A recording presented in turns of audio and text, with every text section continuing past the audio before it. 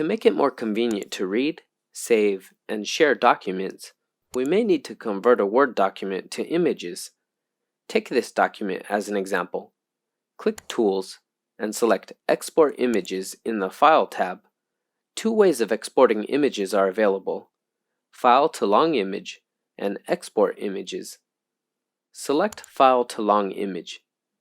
Common users can only export a long image with watermarks for free, while the premium member users can enjoy more diversified services. For example 1, you can customize the layout.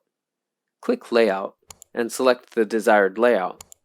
In addition to the original layout, WPS Office can also intelligently typeset the content to make it more suitable for a long image.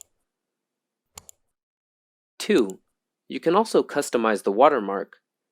Here you can add or adjust the watermark, and you are free to input the custom text. Besides, you can change its size, color, etc. If you're not satisfied with the watermark, you can delete it. When finished, click Share and choose a way to share or save. Here we choose Save Image. If you want to export the document to multiple images, you can select Export Images. Select the pages to export and click Share.